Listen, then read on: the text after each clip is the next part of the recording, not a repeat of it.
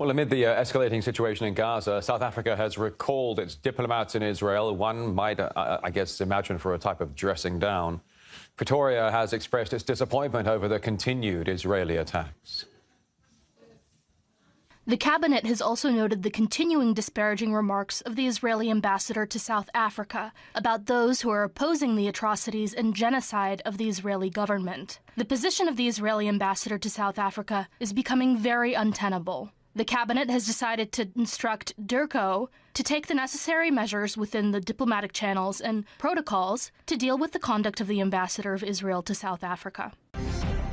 All right, crossing live to RT correspondent Nolivoyo Kunge there. Hi, Nolivoyo. Good to see you. How deeply should we read into this right now with the recalling of its diplomats from Israel? I mean, is this potentially a move to sever ties with Tel Aviv? Maybe I'm being a bit extreme. Well, we are really starting to see South Africa's government quite be decisive on which side of the battle it is on at the moment.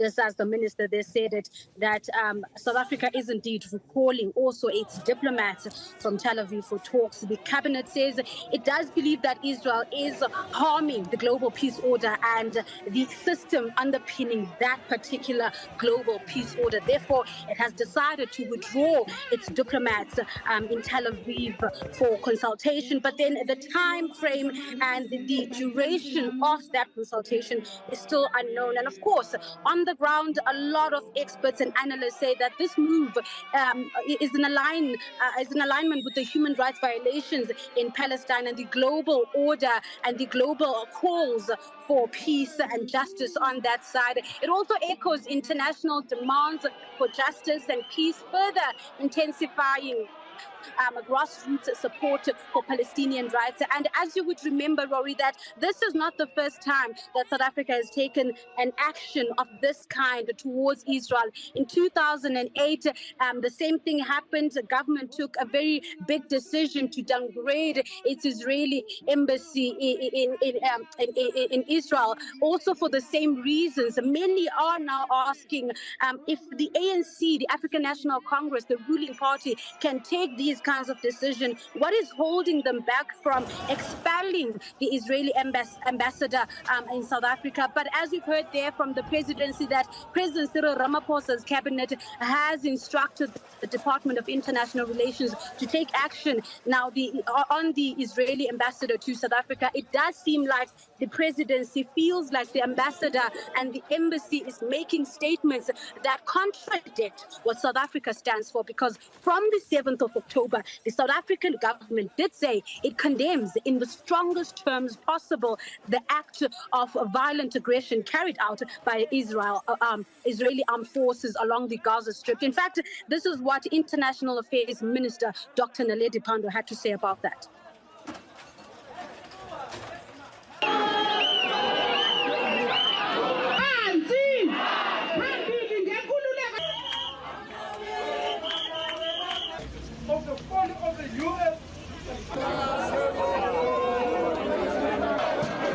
Down, America, down!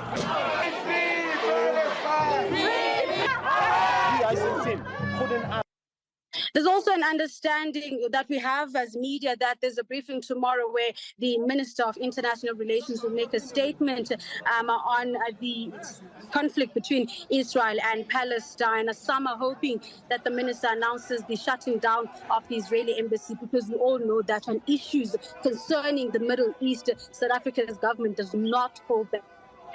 And even a few months ago, South Africa's government did express concerns that Palestinian narrative evokes experiences of South Africa's own history of racial segregation and oppression, saying that as oppressed South Africans, they have experienced firsthand the effects of racial inequality, discrimination, and denial, and they cannot stand by while another generation of Palestinians are left behind. And all of that has been quite evident on the ground here in South Africa, as we've seen those protests almost every other day in solidarity with the people of Palestine, and many calling for the removal of the Israeli unlawful embassy, the removal of the ambassador, and the cutting off of activities that relate to Israel, from academic to cultural and religious activities, even going as far as boycotting goods from Israel. All of this has also been accompanied by leaders saying that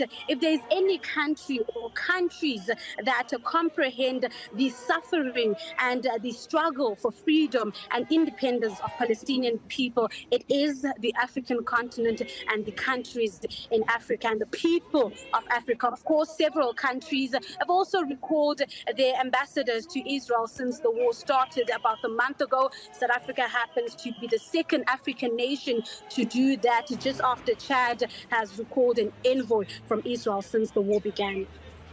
All right, RT correspondent Nolivoyo Konge, thank you.